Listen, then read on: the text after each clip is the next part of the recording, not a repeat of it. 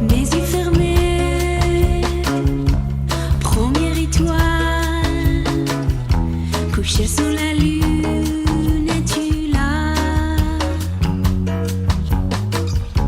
Mon silencieux. Hello, bonjour, and welcome to your new Bordeaux Wine Club video. As promised, today we're continuing our 3-week Tour de France of French wine. We are going to be exploring the wonders found all around the country. So last week we talked about some iconic white and rosé wines that you should have in mind and consider exploring to taste the French wine finesse that is so famous and so renowned, and also its food friendliness. Today we're continuing with some of my personal favorite red wines, and we will have a word at the end about the sweet wines or dessert wines that can always be a very nice addition to the end of the meal, especially with the upcoming holiday season that is, coming up very soon. So let's go.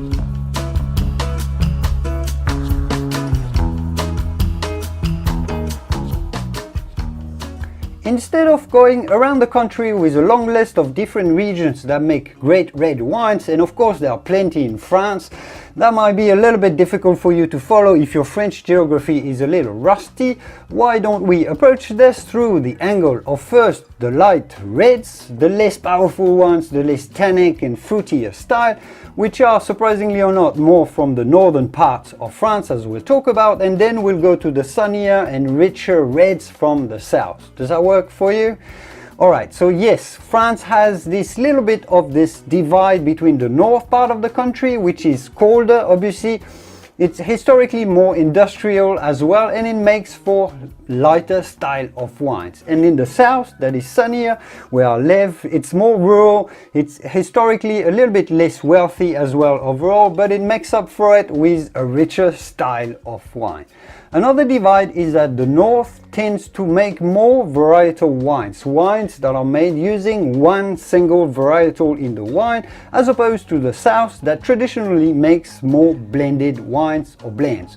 So if you're after lighter and fruitier styles of wine with a little less alcohol, because you want everyone to feel lighter for Thanksgiving or Christmas dinner, or simply because those go a little bit better, as we must admit, with mildly flavored dishes, there are 3 main types of reds that you must have in mind and explore. So first, of course, is Pinot Noir, and Burgundy is the Pinot Noir country in France. So the Burgundy region of France is the homeland of Pinot Noir, where the grape was selected and the Pinot Noir wines perfected by the Benedictine monks all through the Middle Ages and by careful wine growers today.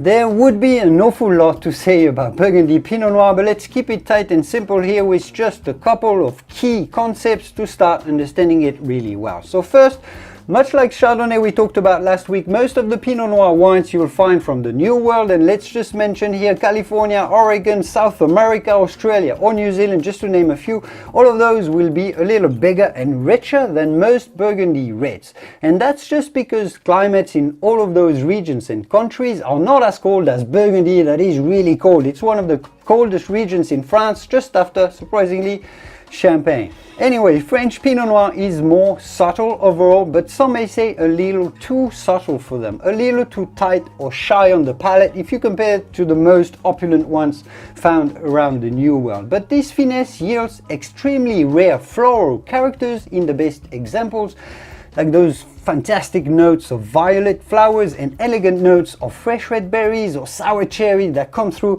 in the fantastic wines of Burgundy Pinot Noir. This level of finesse is in fact so rare in the world of Pinot Noir that Burgundy Pinot Noir make virtually the entire list of all the most expensive wines in the world, at least if you take the top 50. If you don't want to spend that kind of money on wine, not always, one cannot buy Burgundy Pinot Noir all the time, those can be pretty pricey. Here are a couple of alternatives from France that yield somewhat the same sort of finesse from the northern part of the country. So first off is Beaujolais and its increasingly popular Gamay grape. Beaujolais is a famous wine region that is located just south of Burgundy, just a few miles away from the southern tip of Burgundy.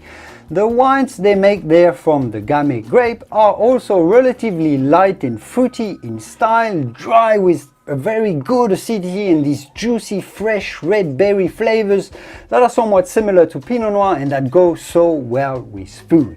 The best examples come from what are called the Cru Beaujolais, and those are 10 different villages that are scattered around the region that make the finest wines in Beaujolais. So good Beaujolais wines can compete in quality with many Pinot Noirs from Burgundy for a fraction of the price.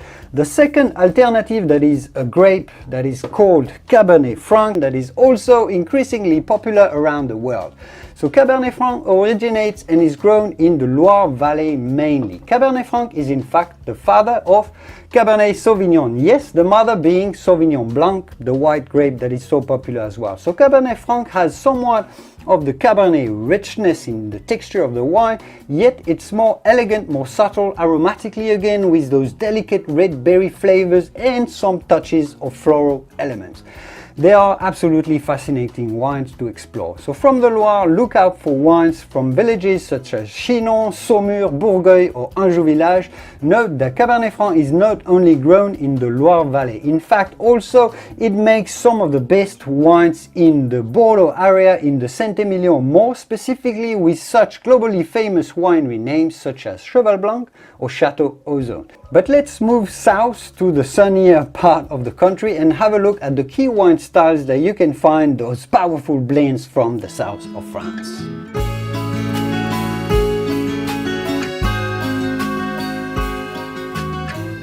One of the things about French wine, generally speaking, and we talked about this a little bit about the white wines last week if you remember, is that even if they are richer in styles, and that's particularly true in the south of France, well, the French winemakers, the French in general, always aim at infusing a little bit of finesse and a bit of elegance into the expression of their terroir. They also aim at wines being food friendly, going well with food because it's very important for the French. And they aim at wines being age worthy, because it's important to be able to sell a wine so it improves with time and improves with age. So here in the south you will find textural wines, that's true, but somewhat just as fine as in the north. Never are they too big or powerful or overwhelming as you can find from warmer climates from around the world. So here in the sunny south of France you will find three ultra classic styles to explore. So first is obviously Bordeaux. We must talk about Bordeaux. Everything has been said about Bordeaux, and because I spent quite a long time, many years studying winemaking there and making fine wines in Bordeaux, I would probably need an entire video to tell you much more about it. But essentially, as you know, Bordeaux makes some of the most reputable wines in the world out of mainly two grapes, the Cabernet Sauvignon that you know and the Merlot. Sometimes a little bit of Cabernet Franc as was mentioned earlier. And they make red blends in Bordeaux, if you remember what we mentioned earlier. So there are some top estates in Bordeaux, the top chateaus that are absolutely famous on a completely global scale, but Bordeaux is also the second biggest wine region in France, and not that many people realize this. So you can find affordable Bordeaux wines that are well made. And I've got one here that is a very famous French brand that is called Mouton Cadet. This is a $15 to $20 bottle of Bordeaux wine, and it's a decent wine for the price. And I think it's actually a good introduction to get an affordable taste of what is the Bordeaux wine style. Secondly, in the south is the famous Rhone Valley region. Those blend wines from what's called the GSM blend. So that's Grenache, Syrah and Mourvèdre. Sometimes a little bit of Carignan, which makes it the GSMC blend, but anyways. Rhone wines are perhaps the most opulent and generous style of French wines, French red wines that you can find, because it's a very sunny region. So expect riper fruit flavors, ripe plum and a little bit of prune sometimes, so it's cooked a little bit, rich dark berries, blackberry jam and this type of wine expression. They're also always very spicy, thanks particularly to the Syrah, with layers of roasted cocoa and coffee. I mean, so yummy. One of my personal favorite style of wine. You've seen it, I can't hide it. They are fantastic wines for very flavorsome and powerful dishes like the grilled meats, the garlicky antipasti, those generous stews, all these type of southern Mediterranean flavors that we love. In your selection from the club, you will receive a wine from the most famous of all appellations in the Rhone Valley, which is Châteauneuf-du-Pape, so that's very, very exciting. Finally, in the south, I must mention briefly the Languedoc-Roussillon region. I must mention it because, well, first I live here, and also because it is the biggest wine producing region in France. not very well known, and one of the very biggest wine regions in the world, full stop. So they make a lot of wine here, but they've shifted towards making more and more quality here these days, because cheap wine, as you know, doesn't sell very well anymore. So Languedoc-Roussillon is arguably now the best wine region in France to find value for money in wine. You can get the French elegance out of Languedoc at a very affordable price. The Cabernet Franc I was telling you about earlier, this one will be in your selection, and it is made in Languedoc, so you can again experience it firsthand. Finally, let's have a quick word on sweet wines to complete our Tour de France of French wine.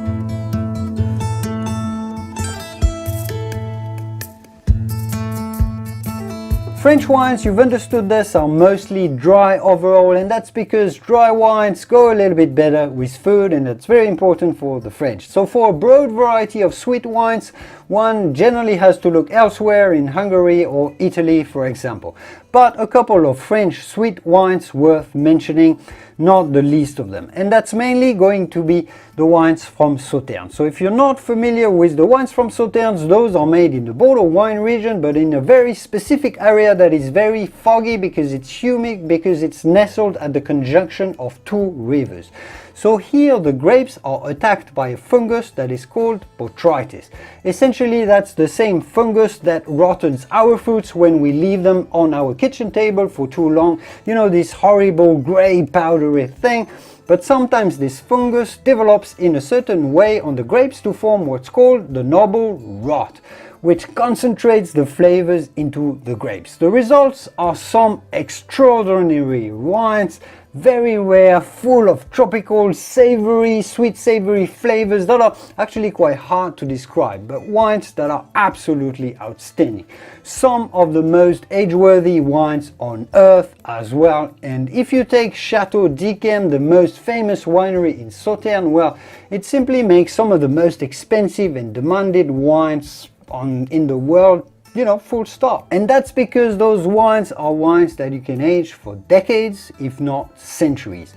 And they will still be good after all this time. So they are essentially collectible items and wines that you can actually enjoy and store and sell and enjoy after a very, very long time. Then France makes a variety of fortified sweet wines as well. So wines that are made with the addition of a little bit of alcohol in them. And that's especially from the Muscat grapes. So those are very fragrant, pungent, powerful white wines with explosive notes of fresh grapes and honey, some tropical lychee and dried apricots. So they're very, very gorgeous wines, especially for aperitif before dinner with a few ice cubes of with cakes for dessert. The most famous of the Muscat wines from France are the Muscat of Rivesaltes.